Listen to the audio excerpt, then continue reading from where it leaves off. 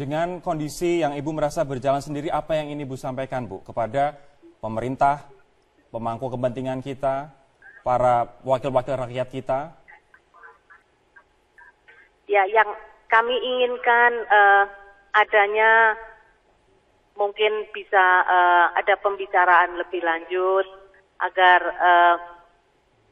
Rio mendapatkan dukungan tentunya dari pemerintah, karena ini menyangkut nama negara ya.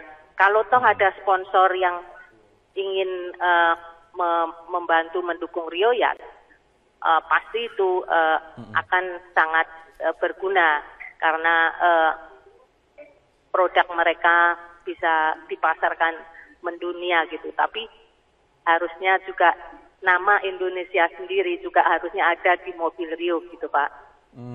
Ini berarti setelah Pertamina belum ada sponsor besar yang mendekati, dan kemungkinan Ibu juga akan menerima adanya sponsor itu dengan hati terbuka begitu kalau misalnya ada ya, Bu? Ya, tentu Pak, pasti. Kami sangat masih banyak yang kami butuhkan, jadi baru sepertiga dari budget yang kami dapatkan sampai saat ini. Baik, saya akan kembali ke Andra. Ibu Indah mohon ditahan di sana. Kalau Andra sendiri melihat ini sebagai sesama pebalap go-kart dulu dengan Rio begitu, secara kemampuan, secara skill, Anda menjelaskan skill Rio itu seperti apa? Skill Rio itu punya skill balap yang luar biasa. Maksudnya kita juga berjuang mulai dari go-kart, habis itu juga di Formula Renault Asia juga pernah bareng dengan Rio.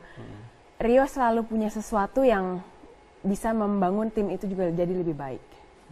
Dan juga Rio termasuk pembalap yang tidak pernah putus berkarir dan selalu melakukannya dengan profesional. Mulai dari go-kart nasional, mulai dari go-kart Asia, formula yang cc-nya kecil hingga formula yang GP3, GP2, Rio selalu melakukan itu dengan disiplin dan fokus. Ini Rio mengawali sesi latihan, kemudian kualifikasi tidak dengan mulus begitu. Yeah. Anda optimistis Rio akan mampu excel dalam ajang ini? Jadi gini, yang perlu masyarakat Indonesia tahu, Rio itu punya talenta dan skill yang luar biasa. Yang Rio itu deserve atau berhak mewakili Indonesia di ajang Formula 1. Karena dia termasuk pembalap Indonesia yang paling jago. Tetapi kita harus bisa lihat secara lebih luas lagi, karena Formula One itu tidak segampang itu. Tim manor itu bisa dibilang tim papan bawah. Juga kita tidak boleh berbohong akan hal itu. Kita harus akui tim manor itu tim papan bawah. Tapi memang kesempatan Rio untuk masuk F1 dari situ. Tapi Rio masuk F1 di tim manor itu akan membuka chances Rio untuk masuk ke tim-tim lain.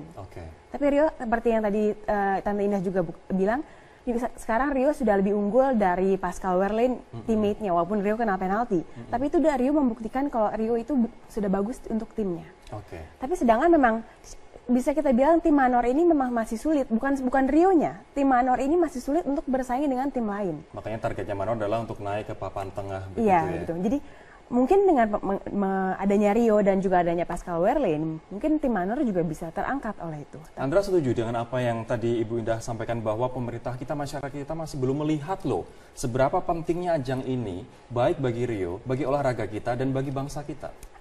Seperti tadi Prof yang bilang juga, memang Formula One atau balapan ini terkesannya bukan olahraga rakyat, tidak seperti sepak bola. Tapi kalau memang kita lihat secara keseluruhan, seperti negara tetangga kita Singapura dan Malaysia itu punya balapan Formula One, dan yang nonton juga memang banyakan juga dari Indonesia. Tapi memang mungkin masyarakat kita belum begitu kenal dengan balapan ini, tapi ada yang sudah mengenal tuh ada. Karena juga mungkin kenapa masyarakat Indonesia tidak terlalu kenal, karena di Indonesia juga tidak ada ajangnya. Jadi mereka tidak bisa nonton langsung. Dan seperti itu. Dan juga ya semoga saja dengan Rio sudah tembus ke Formula One, ajang balapan Formula ini di Indonesia juga